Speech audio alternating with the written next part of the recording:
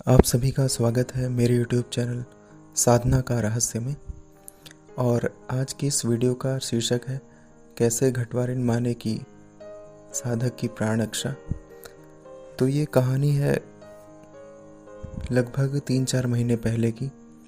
मैं अपने गुरुजी के पास गया था और गुप्त नवरात्रि का समय था। वहाँ पर गुरुजी ने साधकों के लिए शिविर का आयोजन किया था और ये शिविर मसान साधना के लिए थी।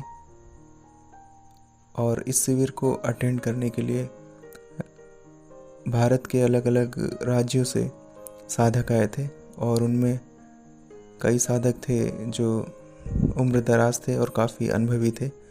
और वहाँ पे गुप्त नवरात्रि की सानिधिक साधना के लिए वो गुरुजी के पास आए थे और उन्हें मसान साधना सिद्ध करनी थी, इसलिए वो वहाँ पर 7-8 दिन के लिए बुकिंग करके आसपास के होटलों में रहते थे। तब गुरुजी ने उनको पूरी प्रक्रिया समझा दी थी और रात का समय होने लगा। तब वे सभी अपने सामान को लेने के लिए मार्केट में गए और पास में ही मार्केट थी। वहाँ से उन्होंने मसान साधना के लिए शराब और मांस आदि चीज़ों का जो है प्रबंध कर लिया। उसके बाद जैसे ही रात गहराने लगी तो सभी नहा धो करके तैयार हो गए और अपने सामान को लेकर सभी गंगा तट की ओर बढ़ने लगे।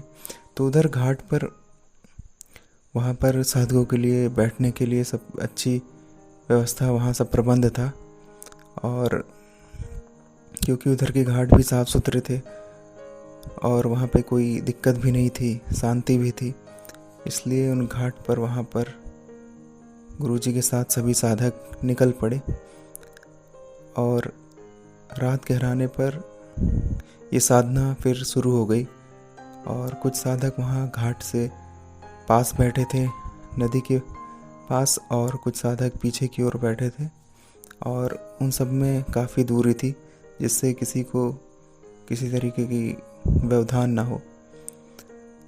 तो उस समय साधना शुरू हो गई थी और गुरुजी ने उनकी सुरक्षा के लिए भी प्रबंध कर दिया था और उन्हें कहा था कि किसी प्रकार की अगर दिक्कत और कठिनाई का सामना करना पड़े तो आप घटवारिन माता को याद कर लीजिएगा और आपकी जो भी समस्या है उसका तत्काल हल निकल जाएगा और माता की कृपा से आपको किसी प्रकार की कोई भी समस्या नहीं होगी।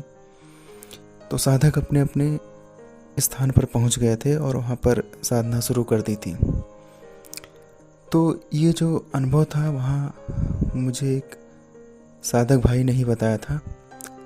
तो उन्होंने बताया कि वो जो थे वो नदी के पास ही बैठे थे और उनसे थोड़े से दूर पर नदी थी और बाकी साधक थोड़ा सा पीछे और दूर दूर छिटक कर बैठे हुए थे और वही नदी के सबसे करीब बैठे हुए थे। तो जैसे ही समय बीतता गया और साधना उन्होंने शुरू कर दी थी और मंत्र जाप भी शुरू कर दिया था।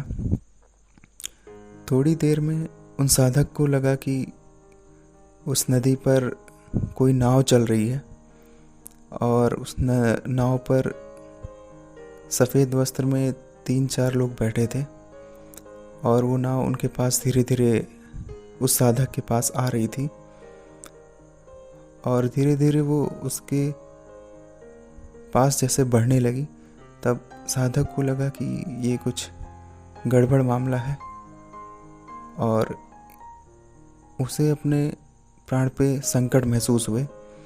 तब उसने सोचा कि अब क्या किया जाए।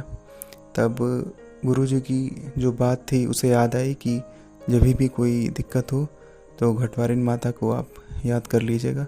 तो उस समय उस साधक ने प्रार्थना की माता जी से कि आप जो है यहाँ रक्षा कीजिए और यहाँ पर मुझे डर लग रहा है और माता आप मेरी रक्षा कीजिए। तब उधर लाठी से टेक कर चलने की एक आवाज़ आती है, और उस आवाज़ के साथ यह आवाज़ धीमे धीमे होते हुए और करीब आने लगती है और तेज़ हो जाती है। और जैसे ही ये आवाज़ तेज़ होती जाती है वैसे वैसे वो नाव धीरे धीरे दूर जाती हुई गायब हो जाती है। तो ये जो लाठी की आवाज़ थी ये घटवारिन माता की ही थी, जो लाठी लेकर के घाट की रखवाली करती हैं और सूक्ष्म रूप में वहाँ पर विद्यमान रहती है और सभी साधकों की रक्षा के लिए वहाँ पर वो तटस्थ रहती हैं। और गुरुजी ने भी माता को पहले ही प्रार्थना करके कह दिया था कि आप साधकों की रक्षा के लिए यहाँ पर अपनी निगरानी उन पर रखिए, और इसी प्रकार से उस साधक की उसमें प्राण रक्षा हुई, नहीं तो फिर वो इस प्रकार के प्रपंच में जाल में फंसकर अपने प्राण भी गंवा सकता था। तो यहाँ पर घटवारिन माता ने कैसे उस मसान साधक की रक्षा की, तो ये कहानी जो है काफ़ी शिक्षाप्रद है और ये भी बताती है कि कभी भी आप अगर ऐसी साधना करने जा रहे हैं तो किसी योग्य गुरु के साथ ही जाएं और उसके मार्गदर्शन में करें। अन्यथा जब ऐसी विषम परिस्थिति पैदा होगी तब आपके पास कोई रास्ता नहीं रहेगा कि उस मार्ग से कैसे निकला जाए, और आपकी रक्षा के लिए भी कोई वहाँ खड़ा नहीं रहेगा। तो इस वीडियो में यहीं तक है, और आगे मैं किसी और टॉपिक पर, किसी और शीर्षक पर दूसरे वीडियो को लेकर आऊँगा। तब तक के लिए आप सभी को नमस्कार। जय श्री राम।